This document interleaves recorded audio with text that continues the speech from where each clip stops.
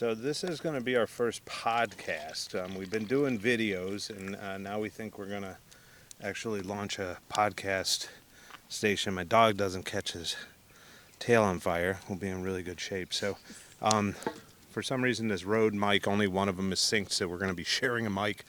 We figured it'd be better than not having good audio at all. Basically, what we're going to cover today is just kind of how we got into van life mates. Yes. You know, where the whole thing started and how we got there. And Like how it started? yeah, I think we'll start at the very, very beginning. Oh.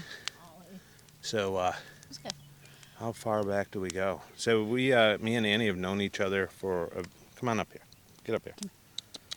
Come here.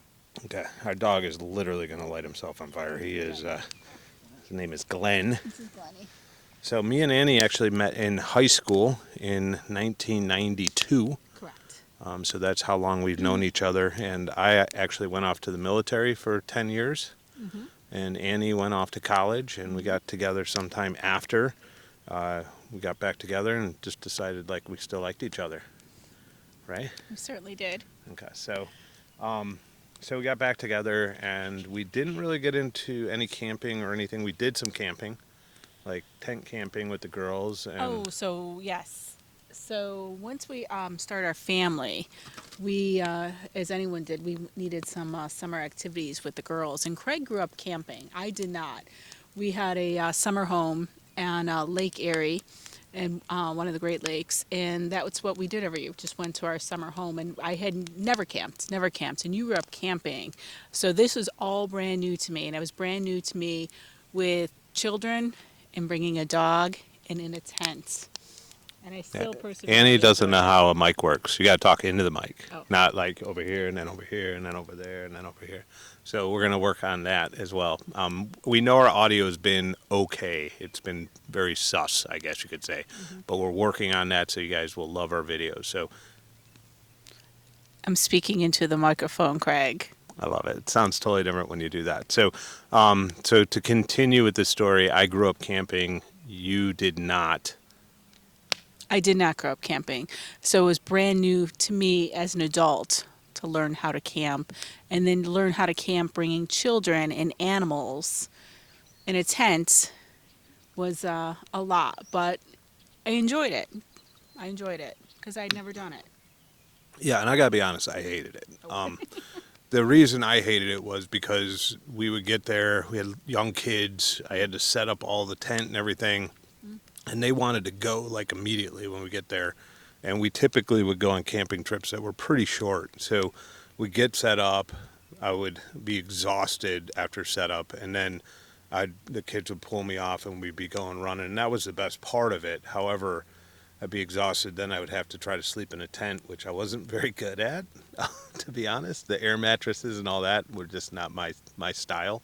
And I was always exhausted, and then we had to knock it all down and hope it didn't rain and all that. So it was a lot of fun. The kids loved it, but I can't say I was the biggest fan. I loved it. I loved all of it. I loved when we got there. I actually did love that the kids jumped in and they wanted to put their suits on and they wanted to jump in the water, and the inflatables came out. Like, the whole thing was exciting. I enjoyed it so much because the girls enjoyed it and they got such a kick out of it. And, that really cemented to me my love of camping. So we, next stage, started chasing the RV dream, and you got to get a cult vehicle if you're going to go all in, and we decided to buy a vintage Airstream 1973, which was unbeknownst to me, I did not know that Craig was trolling Craigslist looking for RVs, and this is where we were going. This is Craig. Typical Craig will just spring something on me. Like, we're going to go look at an Airstream. Zero idea what an Airstream was. I think at one point we probably went to an RV dealership and with the girls, and we walked around the lot and we looked at RVs. Yeah. And that's where we left it. And I didn't know what we were doing. And the next thing I know, you go, we have some, I have a deal. I have this person who's going to sell an an Airstream. We're going to go look at it.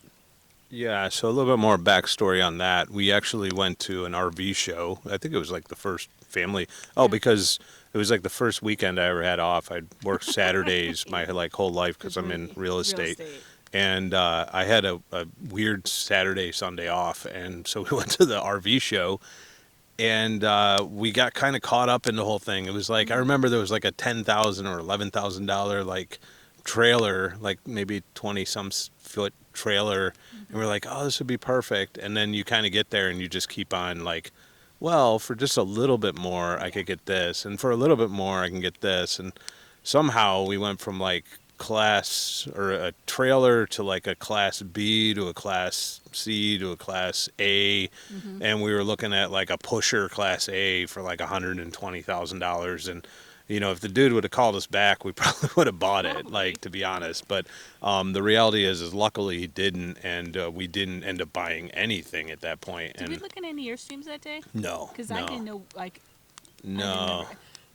No, nope, not at all. not at all. So you were in the background looking on Craigslist for something? Is that what was happening? Yeah, so Not- I not I in thought Airstream these particular. Airstreams were cool, and at that time they were really like a lot of people were renovating them like to look like kind of new and Yeah. living in them and everything else in California. So to us, I thought it would be cool to kind of do that. I'm handy enough to kind of pull that off, and so I'd kind of just semi looking on Craigslist, and there was one within an hour of us, so we went and checked it out. I called them and we drove over there, and somehow we just ended up hooking it up to the back of your car. Somehow. They had I no think that was lights. your plan. I think that was your plan. I think Craig went in there and he looked at it and he said, if we can move it, we will buy it. And the tires were good enough that we could pull it out of there. I think that's the interior was a rat's nest. Let's be honest. Yeah, no, it was squirrels, rats, mice, Yes. and probably a raccoon lived in there at one point as well. Exactly. So yeah, so I mean, so that it was, we had no idea what we were doing when we bought that, and we ended up buying a real disaster. However, we ended up gutting it all the way back, and I remember the guy who bought it because the end of the story is we recently sold the Airstream, but the guy who bought it, he had an inspector come and like check the tires, and he said the tires were out of date, and I was like, okay, I towed the Airstream home with the tires from the 70s and had no problem. So like, you're whining about tires that are 2 years old that are like brand new. Okay. So I'm glad he got his money's worth with the inspector, but he ended up getting it all the way to Utah from New York with no problems, and I knew he would. So, so it started with that. I thought it was going to be a really quick flip. And I thought that, the tires and wheels were the first thing, but then we realized the suspension had gone because I couldn't get the wheels and tires on. Correct. So we put new axles on, and then Correct. that went to like the next level of like, we completely gutted it all the way back and built a beautiful Airstream. Probably one of the nicest Renos, like tow and usable, because a lot of them, like, you don't realize they're actually just hooked up at a park. And they never leave, and you could never bring them on the road. And to have like a real Airstream that like was towable, the guy who bought it got an awesome, beautiful vehicle that he's going to be able to enjoy for the next probably 20, 30 years. So feel really great about that. And we learned a lot by having that, and we enjoyed it a lot. Oh, absolutely. We would do a 10-day stay in the Adirondacks, total boondocking, so no connections, not hooked up to any water or power or anything like that. And tell them a little bit about that and some of your favorite stories there. I mean, we went to that Delta Lakes. I thought that was really fun. Oh, I love that. I enjoyed it as much as for me, it was just a great activity with our girls that we could spend time. And I said to Craig, we were locked down with them playing games and just enjoying everything, and just capturing the summers with them, because obviously things go by now that they're in college. Things go by so quick, but I did enjoy. All the memories we made. I love my favorite. You mentioned Delta Lake. We did camp there. My favorite is when we camp in the Adirondacks. I did not, like I said, I did not grow up camping, so I didn't even know this area of New York State honestly existed. So the Airstream opened up a whole new life for me in that I had all this beauty in basically my backyard. It felt like in New York State. and all of this, wonder that I was like, oh my gosh, I could have lived my entire life without camping in the Adirondacks and knowing that, these beautiful peaks, these beautiful mountains existed. And to introduce that to our family, it was priceless. I mean, I just see this going forward as something that I'm going to be doing obviously every summer. And my children will do it every summer, and as they get older, and brings their partners, spouses, and their kids. It's wonderful. Yeah, so fast forward to the pandemic, we still owned the Airstream.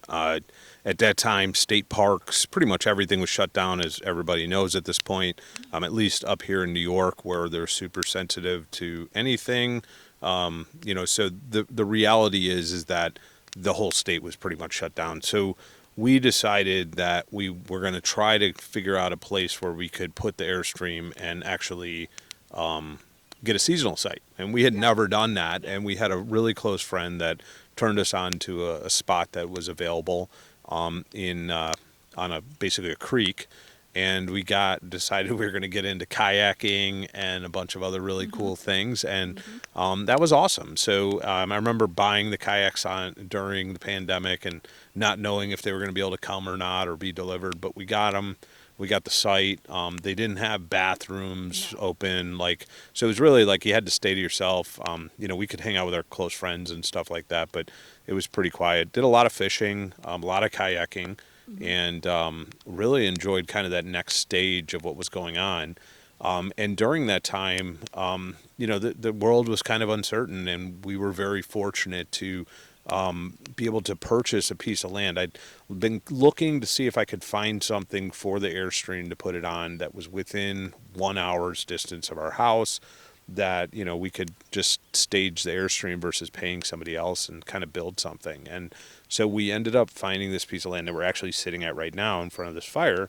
That's actually on the Erie Canal. We have access to 2 of the Finger Lakes from this point, so we can actually take our boat up to the Erie Canal to 2 of the Finger Lakes. And we've also built a barn on this property that was designed to hold the Airstream, and things changed. So as we kind of grew into the Airstream world and everything else, we started checking out what became van life at that time, and that became very hot during the pandemic. And so I said, well, if I could flip a Airstream, I can definitely do a van. Definitely flip a van. So I started looking at vans, and I'm like, because I needed a new project. I was Right. kind of bored. He loves new project. And I think that was it. We needed something that we love. We love bringing the Airstream out, but it's so big, and there's so much that goes into packing it for a trip. That Craig and I were thinking, if we could just be a little more, you know, spontaneous with things and spontaneous travel, and we wouldn't have to like plan something out for for the future. We could just like, hey, let's jump in the van and go do something this weekend. And that's honestly what you thought during the obviously pandemic. We're like, oh, we got a little more time on our hands, we can do this. Crazy enough. So the hunt for a donor vehicle started, and being an engineer mindset, I started looking at, well, what did we want? And I come across this really cool brand called Storyteller Overland, and actually started looking at that and saying, this is actually the design. We owned the Airstream, so we realized that we really were never going to use the bath in the actual thing. It's nice to have, and it is nice to have it in our Storyteller as well, or the flexibility to use the Halo shower and everything. Right. Well, in the Airstream, we had the Nature's Head toilet, Yep. which we did use. So we did have a Nature's Head. We did have a shower and everything as well. Correct. It wasn't finished, but we never used it, and we knew we never would, to be honest. Yeah. So the reality is we kind of already knew kind of what we wanted. So we also really loved the Airstream versus a lot of expensive, really nice RVs that just weren't our taste, with like slide outs and fireplaces and lazy boy lounges and all that stuff, which, I get why certain people like that, but it just wasn't our style. If we were going to be out in nature, we wanted to be out in nature, and we wanted lots of windows and a lot of, to be part of it. And so we knew we didn't want like a bathroom in the middle of our van, like kind of blocking the views. We wanted as much windows and much of the outside coming in. So realized that I wanted the shorter wheelbase after doing a lot of research, and we'll talk more about that as we kind of have more podcasts. But we ended up realizing that Storyteller was the kind of plan that we thought we would want to build. So I started doing some, like, you didn't know this, but I was doing like some stuff behind the scenes, doing. not knowing. Well, no, there's nothing I did illegal, but I was basically just trying to figure out what they were using as their donor vehicle. And let me fix this while you're talking for a second. So you can say what I was doing or what you were doing while I was doing that.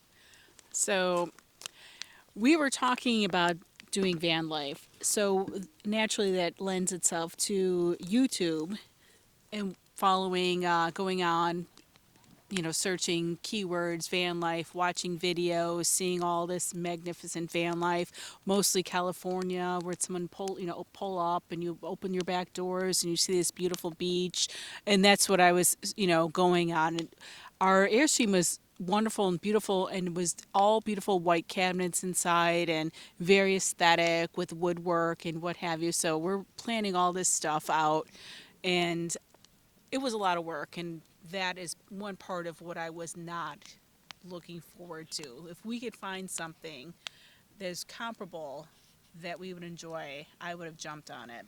That's my opinion. So I'm still looking for the donor vehicle while Annie was ready to like jump into something immediately. And I knew she was, because she my schedule, and it got worse. And it ended up, we named our Airstream June originally, because we had planned on finishing it in June.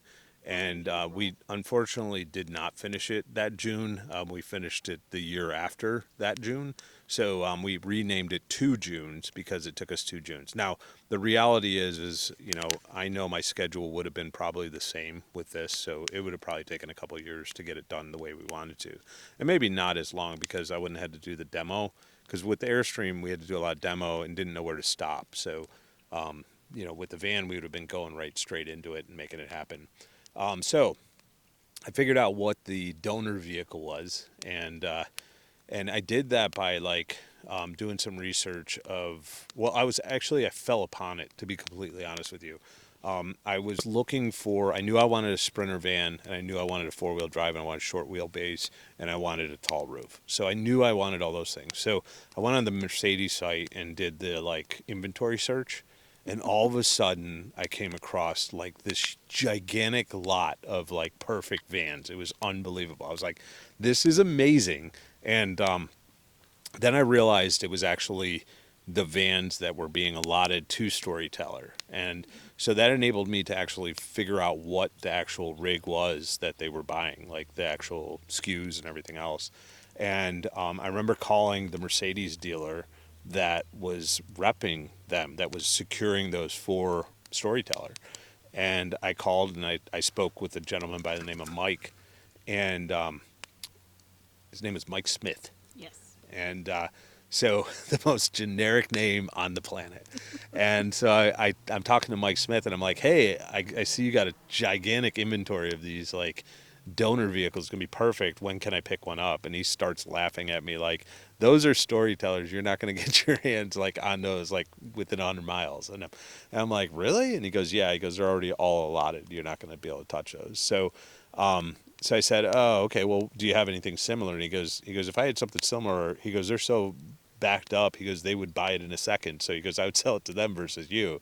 So he's really honest with me, and I appreciated that. And he said, "Why don't you just get on the waiting list for one of these Storytellers? There's a year waiting list." And I thought that was like a gimmicky sales tactic. And I'm like, "Oh, okay." And he goes, "It's a $5,000 deposit," and he goes, "and it's refundable if," he goes, you find something. And meanwhile, he goes, "At least you're on the list for something while it's happening." And I go, "Well, let me think about it. I'll get back to you." And that same day, I called him back and I said, "Yeah, I think we'll do that.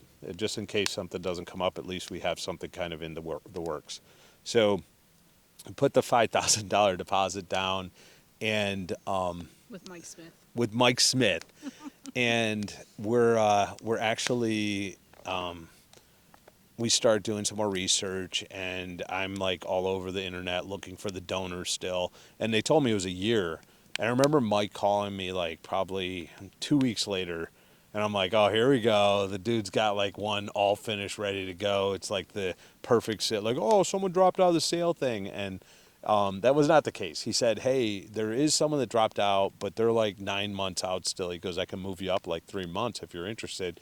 He goes, it's a classic. And I go, well, that's probably not our first choice, but yeah, we would, that would be perfect. So we got on the list for the 9 month classic, and I'm like, oh, okay, well, another week from now he'll call me and tell me he's got one available this week. But so that's when like things got really crazy in the van scene, and like vans were getting delayed, and people were waiting for them and everything else, and we ended up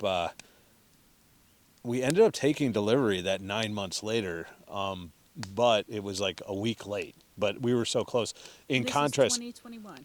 well, we waited that whole 2021. Yeah, I think we got it in 2021 in September, Yeah. if I remember correctly. I think so. Yeah, so we'll have to look back on that. But anyway, so I remember we're getting closer, and that's when people are like, these are delayed and stuff. So I remember like I'm trying to get a hold of Mike, and then I remember I'm like, oh my God, I'm such a sucker. Like, a dude, Mike Smith, like took a $5,000 deposit from me. I'm a total idiot, right?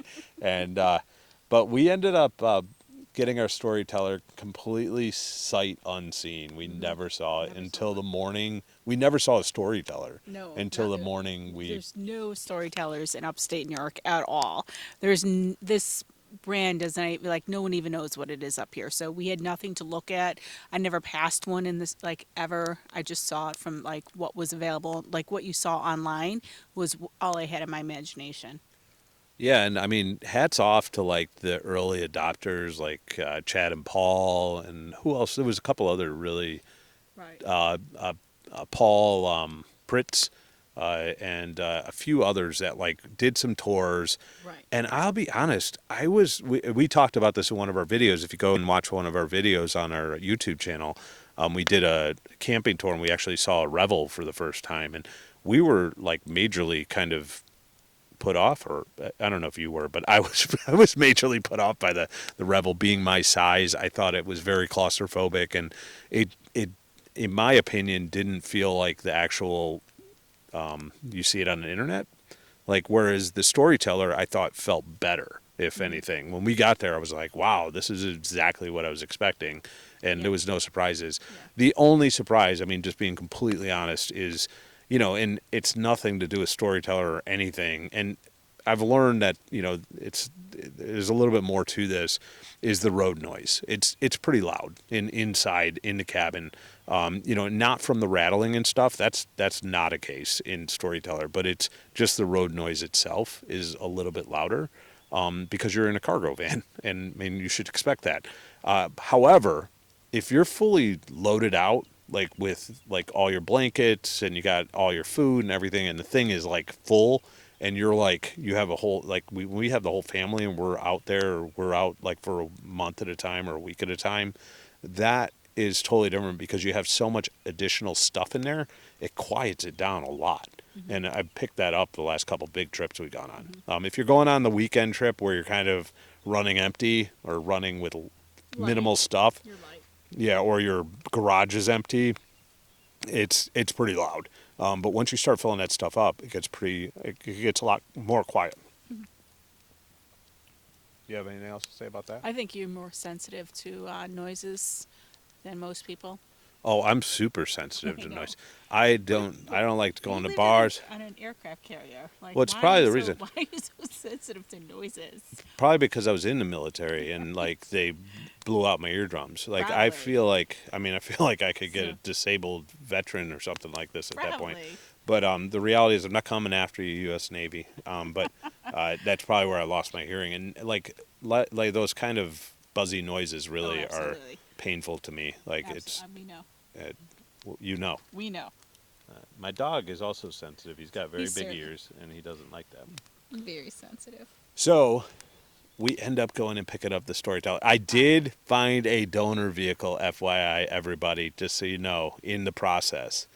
And I totally blew it. I was a moron. Oh my gosh. maybe I didn't blow it because we ended up with a vehicle we really love and a brand we really love and a Right. culture we really love. But Right.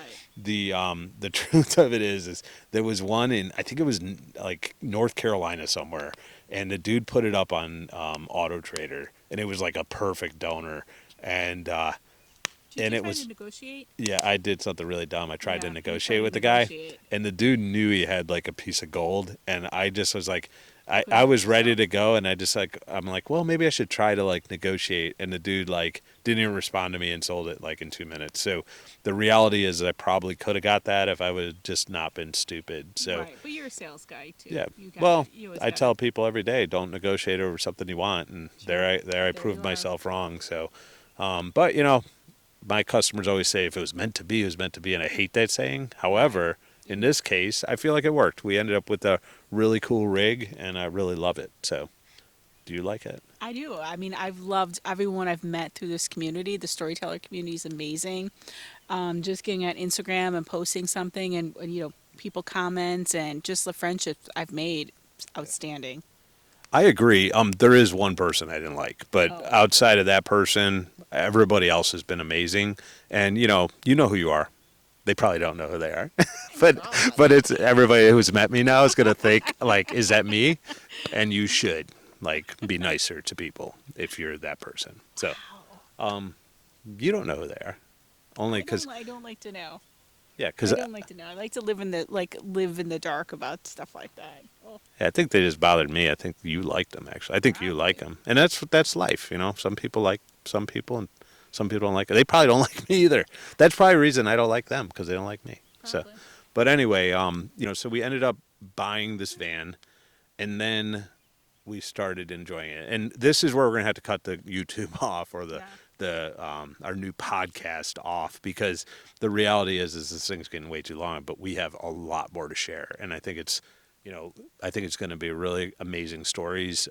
We are going to start putting a little bit more content in there of us traveling versus me just doing the van mods, which I have a pretty good following on the van mods, but we want to get some people that will follow us on like actually just our journeys and Enjoy adventures. yourselves. However, we also want your input on like what you want us to do because I mean, I'm pretty handy. I do some crazy stuff. Annie's super smart, so she does some super smart stuff.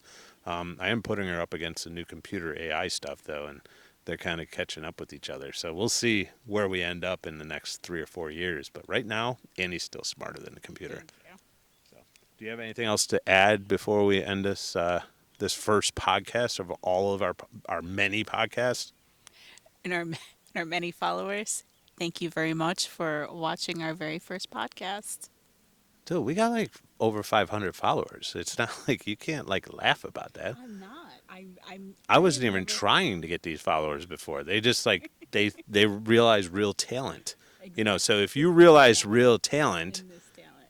oh yeah, my dog is the most talented. We put like no joke, we were on the Blue Ridge Parkway like on our way back from Florida, and we put like one quick little video of this creature over here, this little gremlin, and he got like on that one video got like 1,500 views in like 2 hours, and it's like I get like 100 views in like 12 days. So it's not a competition, but I know who's getting more views. So. He does too. All right. On that note, we look forward to the next podcast. We're going to try to do these once a week. Is that how we're going to do it? Once a week? I'd love to. All right. And we can't always promise a nice fire. However, this is us burning off some of the winter branches that fell down on our land. And I got a little video that I connected up with this so you can see us kind of clearing the big pile into a kind of smaller pile. Anything else to add before we go? Thank you. All right. Well, keep on following us. Give us a thumbs up. Ask us some questions. Ask us. I mean, we've been through some of this, so we kind of know at least enough to be dangerous, and so therefore we can at least maybe help some other people by you guys getting involved and asking us some fun questions. And we'd love to hear, how things are going in your world, or if you can teach us anything as well. All right. Thank you so much. Thank you.